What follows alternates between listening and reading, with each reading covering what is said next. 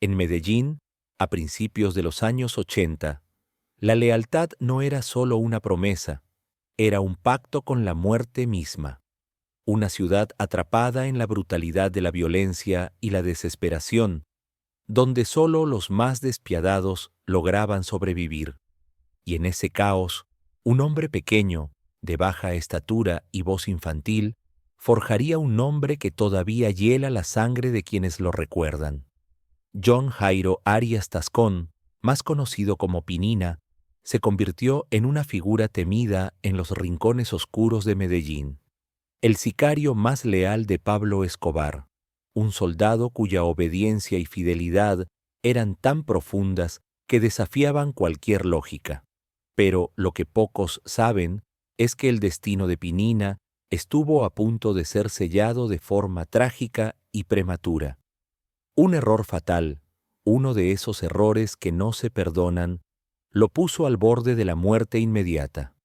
Robó al hombre equivocado, y ese error, lejos de destruirlo, lo catapultó a la cima del imperio criminal. Fue allí, en las sombras de Medellín, donde nació una lealtad tan feroz, tan absoluta, que solo un hombre con su mentalidad y sangre fría podía comprender su magnitud. Un amor ciego por el poder, una devoción sin límites, que lo llevaría inevitablemente al sacrificio final. John Jairo Arias Tascón nació un 21 de octubre de 1961 en el barrio Lovaina, una de las zonas más empobrecidas y olvidadas de Medellín. Creció en un hogar humilde, el cuarto de 7 hermanos, en medio de una pobreza brutal que no solo afectaba su presente, sino que marcaba su futuro.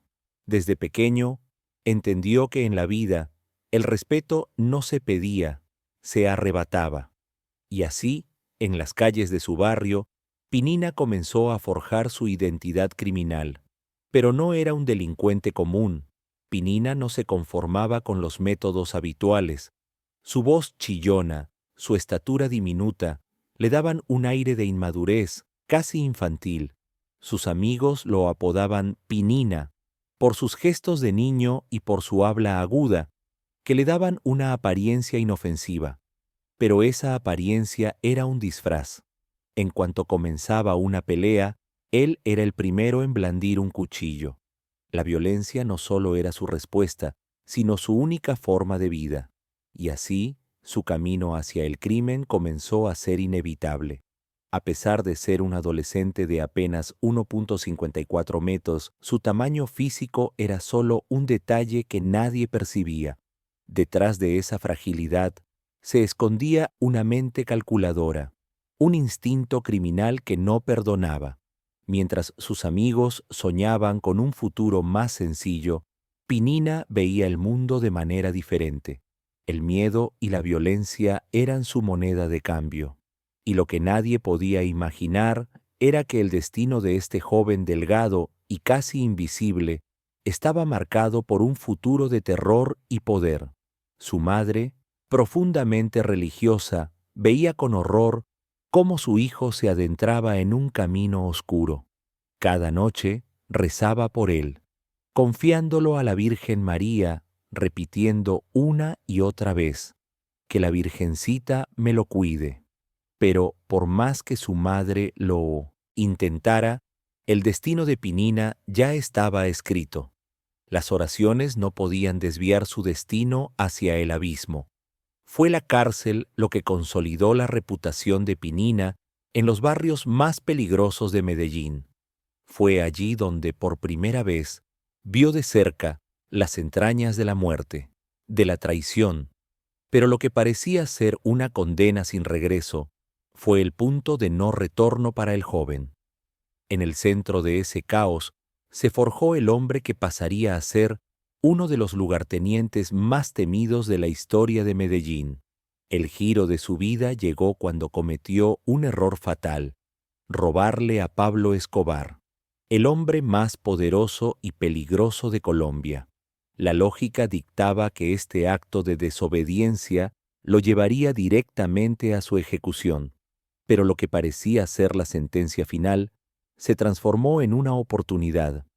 Escobar El hombre que despreciaba la traición decidió no matarlo. En cambio, lo reclutó. Escobar vio algo en Pinina que pocos lograban ver: un potencial extraordinario para la obediencia ciega, una eficacia mortal y una lealtad absoluta que superaba todo lo imaginable. De ser un simple ladrón de barrio, Pinina pasó a convertirse en el brazo armado más despiadado del cartel de Medellín. La lealtad que lo elevó a esa posición de poder fue también lo que lo arrastró hacia su propia perdición. A medida que el nombre de Escobar se hacía famoso, pocos se detenían a pensar en la sombra que crecía a su lado.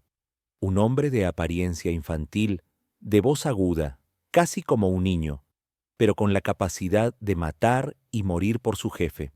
En un mundo donde la traición era la norma, Pinina representó la excepción. Su palabra era ley, su lealtad más valiosa que la vida misma.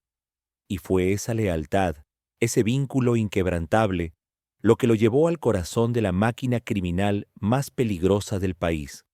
Pero, como suele suceder en el mundo del crimen, la lealtad que lo llevó al poder finalmente lo arrastró hacia la muerte.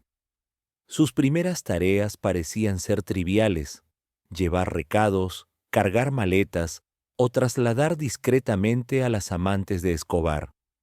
Pero Pinina, con su voz aguda y su apariencia de niño, pronto demostraría que su utilidad iba mucho más allá de esos simples encargos.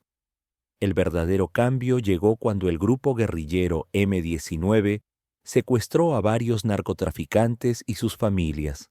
La respuesta fue inmediata, y de esta reacción feroz nació un nuevo grupo clandestino, un grupo que llevaría por nombre Muerte a Secuestradores. Este grupo fue creado específicamente para vengar a los capos. Aquí, en este terreno de muerte y venganza, Pinina encontró su lugar natural. Bajo ese estandarte, comenzó a cazar y eliminar a los comandantes insurgentes con una eficacia brutal. Sus métodos de interrogatorio eran terribles, llevados al extremo, revelando un rostro implacable de quien se había convertido en una máquina de guerra. Escobar, quien siempre estaba atento a los más mínimos detalles, observó con asombro cómo el joven crecía en habilidad y frialdad. Pinina pasó de ser un simple mensajero a un asesino despiadado en quien Escobar confiaba cada vez más. La relación entre ambos se consolidó de una manera inesperada durante un viaje a los Estados Unidos. Pinina acompañó a Gustavo Gaviria y a Escobar en un recorrido por un museo del oeste. Mientras observaba a los turistas maravillados, Pinina se dio cuenta de algo impactante. Escobar, el hombre que dominaba un imperio criminal, era capaz de caminar entre ellos, completamente desapercibido, como si fuera un ciudadano común. Ese contraste entre el poder absoluto y la apariencia trivial terminó de sellar un lazo entre Pinina y Escobar que iba mucho más allá de lo profesional. Aquí, en este escenario, Pinina no solo vio a su jefe como un líder, sino como una figura a la que debía entregarle su vida. Mientras tanto, en Colombia, el debate político se centraba en un tema candente: la extradición de narcotraficantes a Estados Unidos. Para Escobar, esta posibilidad era peor que la muerte misma. Era un peligro inminente. Ante esto, Pinina no se intimidó. Por el contrario, se preparó para asumir nuevas responsabilidades dentro del cartel. Ganó fama como el hombre de los trabajos sucios, el que se encargaba de las misiones imposibles. Su reputación creció tanto que incluso José Gonzalo Rodríguez Gacha, conocido como el Mexicano, comenzaba a llamarlo para resolver disputas internas en sus laboratorios. Ya no se trataba solo de matar, sino de mantener el control en un sistema tan vasto y complejo que cualquier error podría ser fatal. Pinina no solo ejecutaba, sino que borraba cualquier pista que pudiera comprometer al cartel. Y lo hacía con métodos que hacían temblar hasta a los más valientes. Escobar lo veía como un guerrero nato, un hombre que no solo sabía cómo eliminar enemigos, sino que también tenía una increíble capacidad organizativa. Con el tiempo, Pinina ascendió rápidamente y pasó a ser el principal responsable de las oficinas de cobro en Medellín. Estas oficinas eran mucho más que simples puntos de encuentro.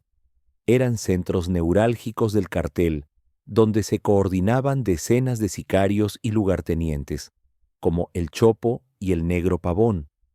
Estas oficinas se extendían por toda Medellín, infiltrando instituciones y creando una red de inteligencia que hacía casi imposible atraparlos. Para 1984, Pinina, el adolescente de Lovaina, ya era una pieza clave en la maquinaria criminal de Medellín, desafiando al mismo Estado colombiano. Su ascenso no fue lento ni progresivo, fue vertiginoso, casi como un rayo. Cada misión exitosa lo colocaba en el centro de las decisiones más delicadas que marcarían el rumbo de la historia de Colombia. El punto de no retorno llegó en 1984, cuando el ministro de Justicia Rodrigo Lara Bonilla intensificó su lucha contra el narcotráfico. Este valiente hombre había denunciado públicamente las conexiones de Escobar con el crimen organizado y estaba decidido a desmantelar todo el cartel. Para Escobar, Rodrigo Lara se había convertido en un enemigo mortal. La orden fue clara: neutralizarlo, y esa misión recayó en Pinina. En la noche del 30 de abril de 1984, el automóvil de Lara fue interceptado en Bogotá. Los disparos fueron mortalmente certeros, acabando con la vida de Rodrigo Lara de inmediato. Aunque los sicarios que ejecutaron el atentado eran parte de la banda de los Quesitos, la mente maestra detrás de todo el plan fue Pinina, quien diseñó cada detalle. La cacería fue incesante. La policía comenzó a buscar a un hombre con el alias de Franco Naranjo, una de las muchas identidades falsas que Pinina utilizaba para ocultarse en las sombras. Y para asegurarse de que no quedaran testigos que pudieran delatarlo, Pinina ordenó eliminación total, borrando cualquier rastro que pudiera comprometer a Escobar. Este método de silencio definitivo se convertiría en su marca registrada. Tras el asesinato de Rodrigo Lara, Escobar huyó temporalmente a Panamá, acompañado por sus hombres de confianza, entre ellos Pinina. Sin embargo, el escenario había cambiado. La misión de Pinina ya no solo era eliminar enemigos, ahora debía infiltrar las fuerzas de orden. La red de informantes que Pinina construyó dentro de las instituciones fue tan eficiente que casi ningún operativo en contra del cartel podía pasar sin que él lo supiera. Si se organizaba un operativo en su contra, Pinina ya lo sabía antes de que comenzara. La respuesta del Estado colombiano al asesinato de Rodrigo Lara Bonilla fue inmediata. El gobierno intensificó su ofensiva contra el cartel de Medellín, y el conflicto se adentró en una fase aún más violenta. Escobar, consciente de la amenaza de la extradición a Estados Unidos, no solo se refugió aún más en las sombras, sino que creó la organización clandestina conocida como los extraditables, un grupo que operaba bajo un lema tan desafiante como brutal: preferimos una tumba en Colombia a una celda en Estados Unidos. A partir de ese momento, la violencia en Medellín y sus alrededores escaló a niveles sin precedentes, y Pinina, el hombre de voz chillona y apariencia inofensiva, se convirtió en el brazo ejecutor de esa nueva estrategia mortal. Escobar no toleraba la más mínima amenaza, y si un periodista se atrevía a escribir algo en su contra, Pinina estaba allí para silenciarlo. Si un policía se acercaba demasiado, la respuesta era la misma: No había lugar para la piedad. Cuando el procurador Carlos Mauro Goyos intensificó su lucha contra los narcotraficantes, Pinina ya había encontrado su fórmula. Sobornos eran los primeros intentos, pero si eso no funcionaba, los métodos violentos tomaban el control. Los intentos de corrupción eran rechazados sin piedad, y este choque directo contra el Estado colombiano convirtió a Pinina en un hombre millonario. A mediados de los años 1880, se calculaba que su fortuna personal superaba los 500 millones de pesos colombianos, una cifra astronómica para alguien que apenas una década antes sobrevivía entre los peligros de las calles de Lovaina. El joven pobre de Lovaina, que alguna vez vivió entre pandillas y pequeños hurtos, ahora se movía por los sectores más exclusivos de Medellín.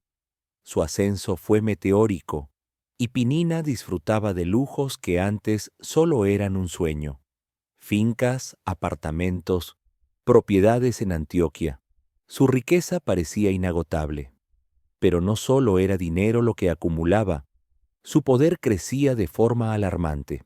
En una misión en Bogotá, Pinina viajó junto a Rodolfo Prisco con una tarea mortal: eliminar a un juez y a otras figuras clave que amenazaban la seguridad del cartel de Medellín. Para muchos de esos objetivos, la mera posibilidad de enfrentarse a la maquinaria de muerte que Pinina representaba era suficiente para hacerlo ceder.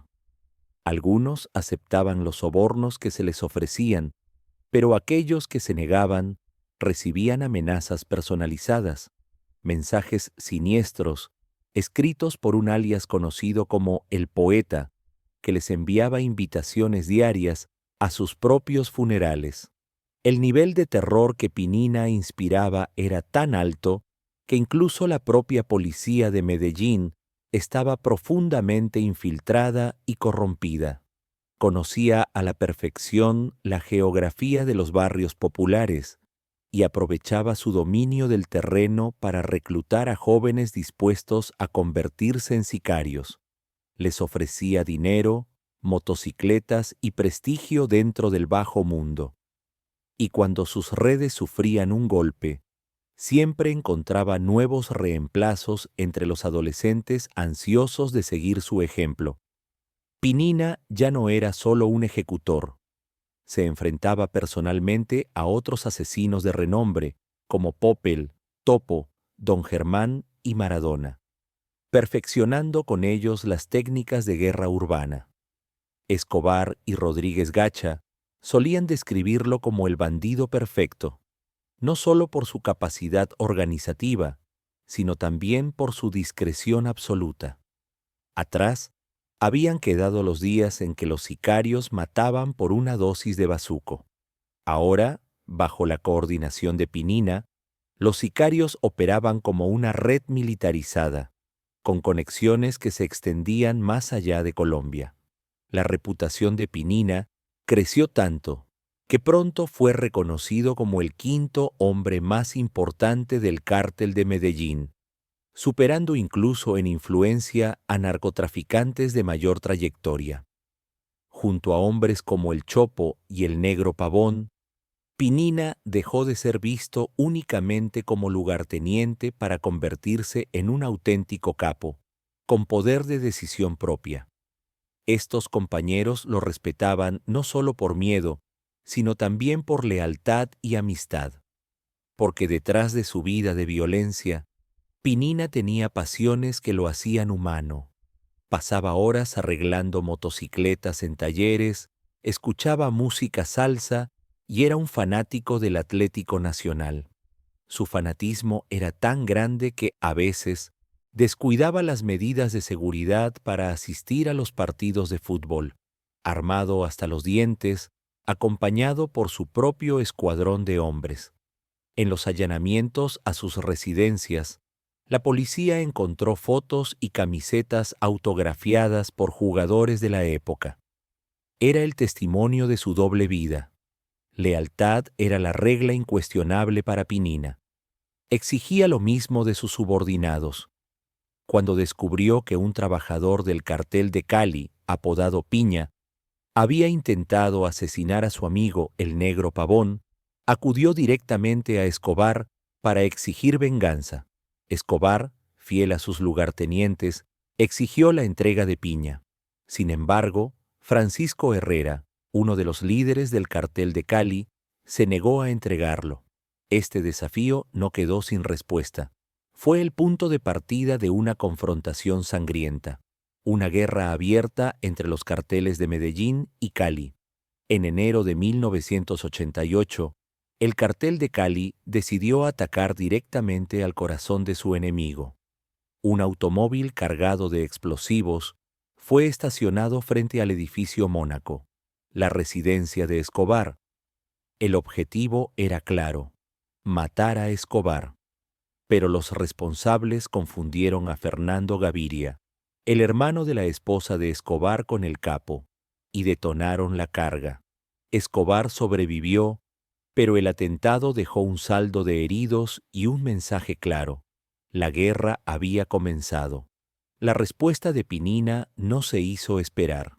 En cuestión de horas, logró capturar a dos de los implicados en el atentado, conocidos como el Indio y el Pecoso. Bajo interrogatorios implacables, Pinina obtuvo información crucial. La guerra entre los carteles no solo se libraba en las calles, sino también en las sombras, donde Pinina operaba con una precisión mortal. El vehículo había sido cuidadosamente ocultado en la zona de Montecassino y los explosivos habían sido proporcionados por un español y un argentino, vinculados a una finca en Cartago propiedad de un hombre apodado Rasguño, cercano a Miguel Rodríguez Orejuela. La furia de Pablo Escobar estalló de inmediato. Amenazó de muerte a Rasguño, quien, temiendo por su vida, buscó refugio bajo la protección de Hernando Restrepo, alias HR. Solo la intervención de este último logró contener momentáneamente la venganza de Escobar, pero lo que sucedió en Mónaco no fue un hecho aislado. Era apenas el inicio de una confrontación abierta entre los carteles de Medellín y Cali. En un intento de represalia, Escobar ordenó una operación en la ciudad rival. Pinina y el Negro Pavón lideraron un comando de sicarios dispuestos a eliminar a la cúpula del cartel de Cali. Sin embargo, al llegar al lugar, se encontraron con que la zona estaba fuertemente custodiada por la policía, que había sido advertida de la emboscada. Tras varios intentos fallidos, el grupo regresó a Medellín con las manos vacías, pero su sed de venganza apenas comenzaba. El cartel de Cali, por su parte, respondió de manera más astuta. Fortaleció sus lazos con sectores de la policía y del ejército que perseguían a Escobar, transformando la guerra en un conflicto aún más peligroso y lleno de secretos.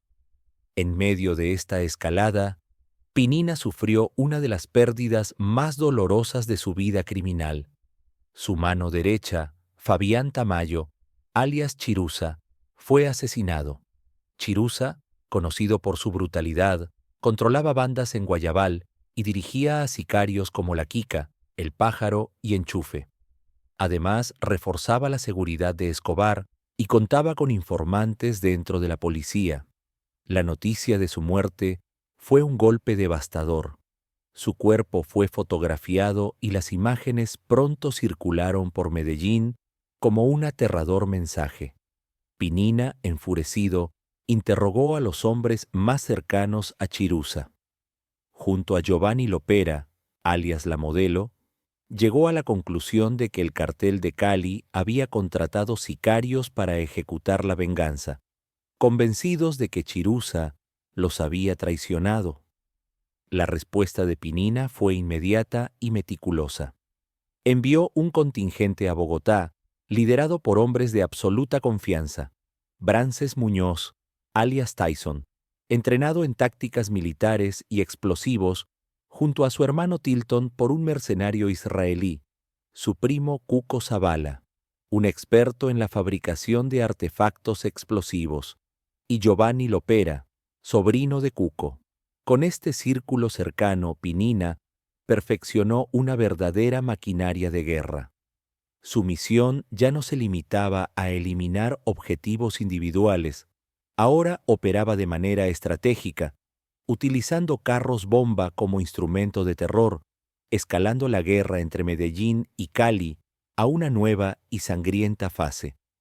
El Estado colombiano no tardó en reaccionar.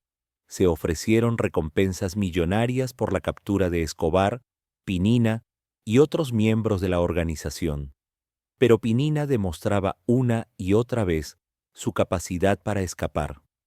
Había diseñado un sistema de antenas repetidoras que desviaba las señales telefónicas, haciendo imposible que la policía rastreara sus comunicaciones.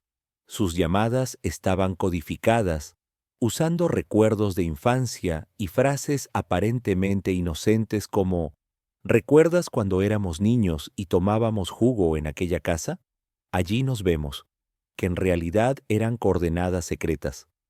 Para 1990, Pinina no era solo el brazo ejecutor más temido de Escobar, sino uno de los criminales más buscados del país. Su fidelidad inquebrantable lo había llevado a la cima del poder criminal, pero también lo convirtió en el objetivo prioritario de las fuerzas de seguridad. La cacería estaba en marcha y el cerco se cerraba cada vez más. Comprender a Pinina es adentrarse en un caso excepcional de lealtad absoluta dentro de la historia del crimen organizado. Un hombre capaz de sacrificar su vida, su moral y su futuro por otro. Su personalidad fue moldeada desde la infancia en un entorno implacable.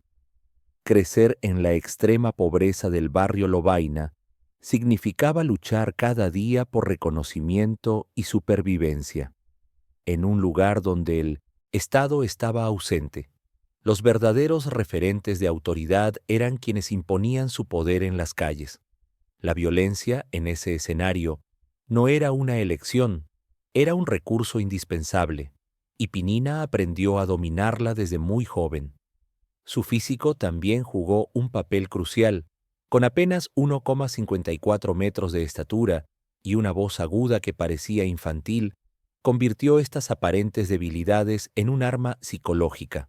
Sus víctimas lo subestimaban, y al enfrentarse a su brutalidad, el efecto era devastador. El encuentro con Pablo Escobar fue un punto de quiebre definitivo. En Escobar, Pinina encontró más que un jefe. Encontró a alguien que reconocía su talento y le ofrecía no solo dinero y poder, sino algo mucho más valioso: validación y pertenencia. Ese vínculo marcaría para siempre su destino. Escobar se convirtió en una figura paternal, llenando el vacío de referentes sólidos que había marcado la infancia de John Jairo, y reemplazando esa ausencia con una devoción casi religiosa. Mientras muchos podían ser comprados o ceder bajo presión, Pinina se mantuvo incorruptible. Su lealtad tenía un origen práctico. Escobar le había perdonado la vida, cuando lo lógico habría sido eliminarlo tras el robo inicial. Lo que comenzó como gratitud se transformó en un pacto psicológico mucho más profundo. Especialistas en criminología y psicología han descrito casos similares, subordinados cuya identidad queda fusionada con la de su líder. Eso era Pinina. Para él, no existía diferencia entre su propia vida y la misión del cartel de Medellín. Atacar a Escobar era atacarlo a él. Los éxitos de Escobar eran suyos, y las derrotas también. Esa simbiosis explica por qué Pinina fue capaz de ejecutar acciones extremas sin mostrar remordimiento aparente. Para él, no se trataba de decisiones individuales. Era la defensa de un ideal compartido con su patrón. Paradójicamente, dentro de su mundo criminal, mantenía un código de honor. La traición era imperdonable y esperaba la misma entrega absoluta de sus hombres que él profesaba a Escobar. Aunque su moral estaba distorsionada por la violencia que lo rodeaba, este código le proporcionaba una estructura que justificaba sus actos. Su eficacia como jefe militar del cartel no se debía solo a la violencia. Pinina reunía tres cualidades poco comunes en un sicario: inteligencia estratégica, conocimiento del terreno e inspiración sobre sus hombres. No se limitaba a sembrar miedo, sabía ganarse respeto. Sus subordinados lo seguían no solo por temor, sino porque lo consideraban un líder legítimo. La transformación de un pandillero de barrio en estratega del crimen revela una mente extraordinaria que en otras circunstancias podría haberse orientado hacia logros muy distintos. Su capacidad para crear redes de informantes, anticipar los movimientos de la policía e infiltrar instituciones demostraba un talento analítico excepcional. Pero esa misma lealtad que lo había elevado también contenía la semilla de su caída. Al identificarse completamente con Escobar y la misión del cartel, perdió la distancia necesaria para evaluar riesgos. En lugar de moderar su compromiso cuando la presión del Estado aumentaba, lo intensificó, exponiéndose más y más. Detrás del hombre temido se escondían pasiones humanas. Amaba el fútbol, pasaba horas arreglando motocicletas y disfrutaba de la música salsa.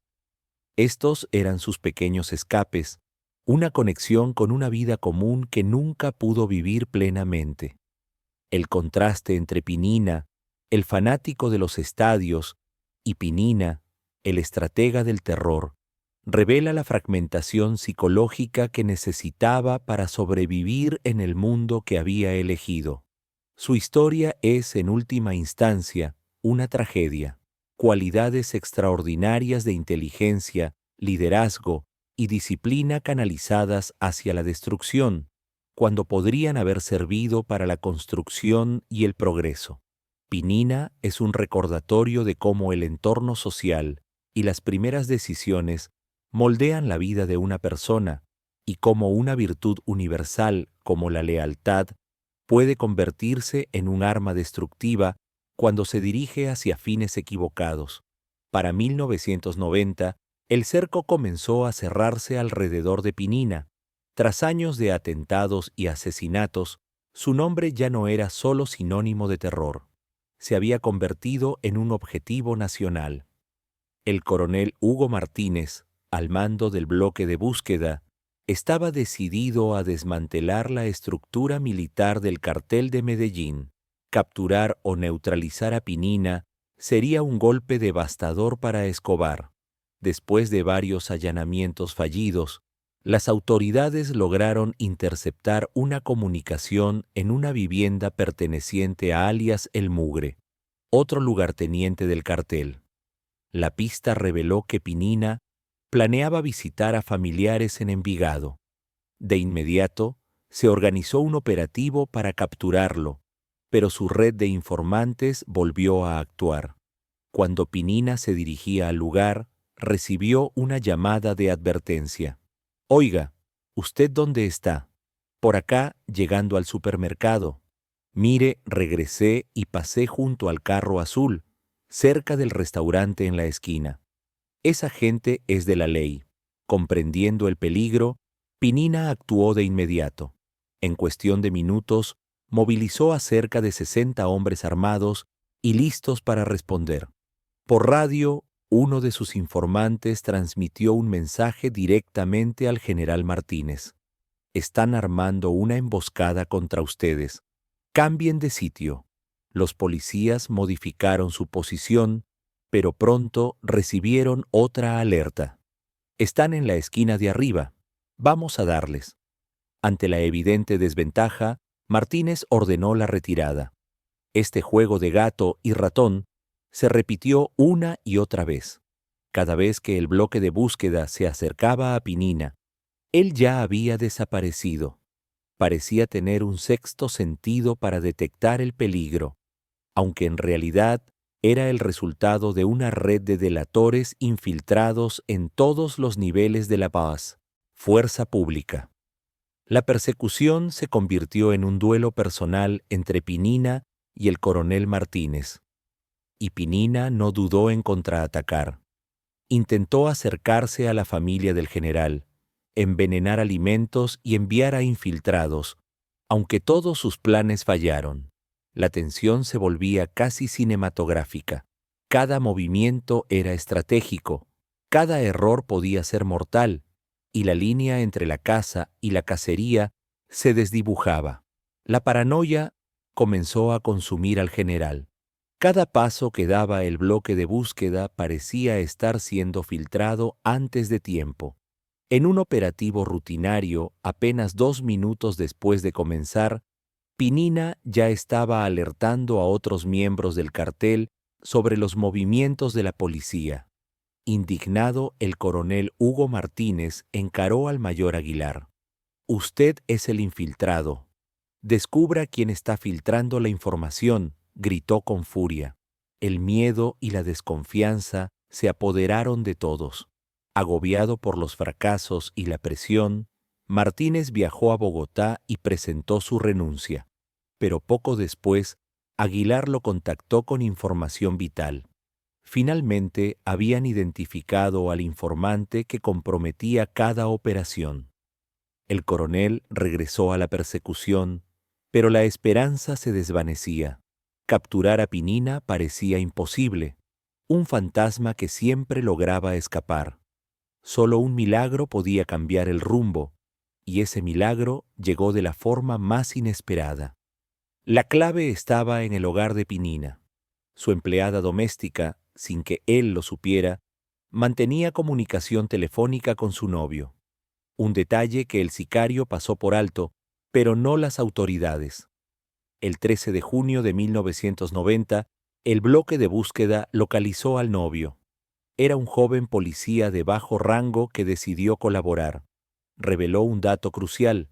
Recogía a su pareja en una zona del barrio El Poblado. Con esta información, se montó un operativo estratégico, distribuyendo unidades en puntos clave. Al día siguiente, 14 de junio, los agentes observaron un automóvil dando vueltas antes de detenerse frente a un edificio. Su comportamiento levantó sospechas. Minutos más tarde, la confirmación que todos esperaban. Pinina estaba usando el teléfono de un apartamento en el 3er piso. La operación comenzó de inmediato.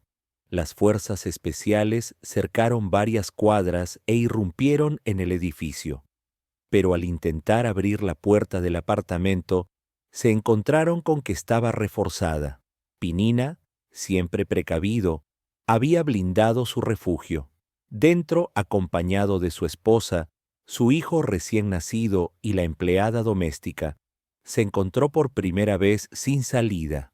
Fiel a su costumbre, tomó su subametralladora, se persignó invocando a la Virgencita como le enseñó su madre, y corrió hacia el balcón. Su plan era descender para alcanzar su vehículo, pero los agentes ya lo habían detectado desde abajo. Se desató un enfrentamiento. En medio del fuego cruzado, Pinina cayó desde el 3er piso. Herido, intentó incorporarse, pero una nueva ráfaga de disparos lo detuvo. John Jairo Arias Tascón, alias Pinina, murió a los 29 años, dejando tras de sí un legado de terror y lealtad. Pausa dramática. Esa es la versión oficial. Pero en las calles de Medellín circulaba otra historia. Algunos decían que Pinina no murió en el enfrentamiento, sino que fue capturado vivo y trasladado a un cuartel en Bello, donde habría sido sometido a intensos interrogatorios. A pesar de la presión, nunca reveló el paradero de Escobar. Simplemente no lo sabía. Lo único que se obtuvo fueron documentos que confirmaban que el capo había abandonado Medellín y posiblemente se ocultaba en el Magdalena Medio. Escobar reaccionó con furia. Aseguró que Pinina había sido ejecutado delante de su esposa y su hijo pequeño. Mientras tanto, las autoridades y los enemigos del cartel celebraban la caída del monstruo de Lovaina. uno de los hombres más temidos de Colombia. Esa noche, el 14 de junio de 1990, hacia las 11, se realizaron pruebas dactiloscópicas que confirmaron lo que muchos sospechaban. El cadáver correspondía a John Jairo Arias Tascón. Pinina había caído, pero su muerte no trajo calma. Todo lo contrario. Se convirtió en el detonante de una nueva espiral de violencia. A las pocas horas, un carro bomba estremeció Medellín, seguido de otras masacres que sacudieron a la ciudad. Era la despedida sangrienta del hombre más leal de Escobar. Días después, llegó a manos del capo una fotografía inquietante. Mostraba a Pinina herido, escoltado por agentes hacia un vehículo oficial.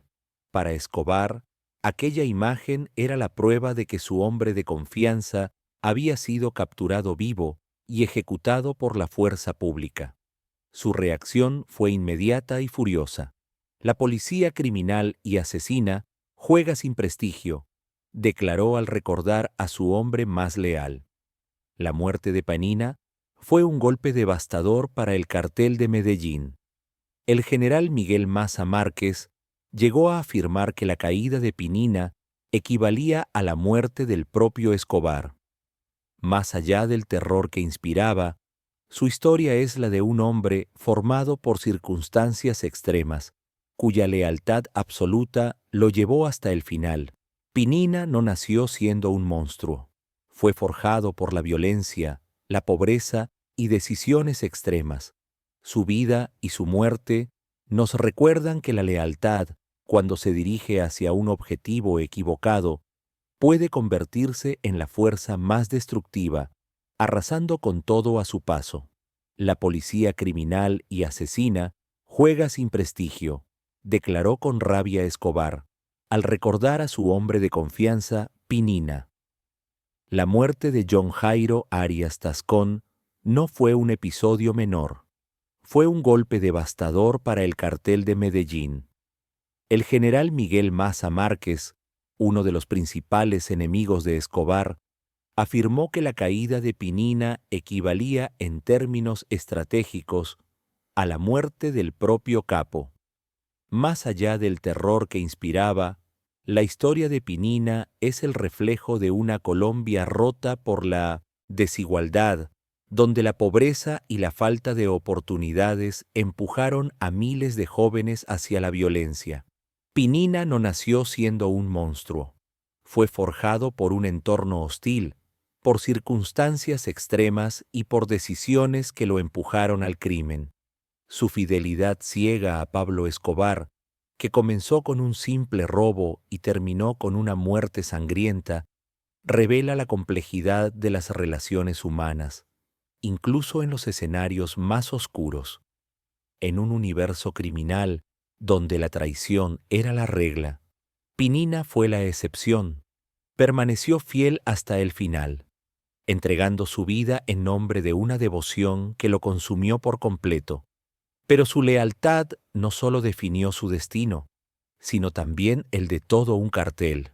Tras su muerte, el cartel de Medellín continuó su guerra contra el Estado, pero ya no contaba con su estratega militar más brillante. La organización se transformó en un monstruo de 1000 cabezas, con nuevos jefes que trataban de llenar el vacío dejado por Pinina. Giovanni Lopera, la modelo, el Chopo, Tyson, el Arete, todos mantuvieron el terror encendido en las calles, pero ninguno de ellos heredó la combinación letal de inteligencia, frialdad y lealtad que definió a Pinina. Al morir, dejó tras de sí una fortuna construida en apenas una década de servicio al cartel, propiedades en Medellín y Antioquia, así como cuentas bancarias millonarias, manejadas por testaferros que intentaban ocultar su legado de sangre y dinero. Pinina fue sepultado en el cementerio central de Envigado, junto a su madre, Ana Lidia Tascón Ríos. La historia de John Jairo Arias. Tascón es más que la biografía de un sicario. Es la radiografía de un país fracturado, donde la pobreza, la falta de oportunidades y un entorno violento empujaron a toda una generación hacia caminos sin retorno. Pinina nos recuerda que detrás de cada criminal existe una historia humana marcada por decisiones que en su momento parecían inevitables. Su legado es una advertencia. La lealtad, cuando se dirige hacia objetivos equivocados, puede transformarse en la más destructiva de las fuerzas, arrasando no solo a quien la profesa, sino también a la sociedad que lo rodea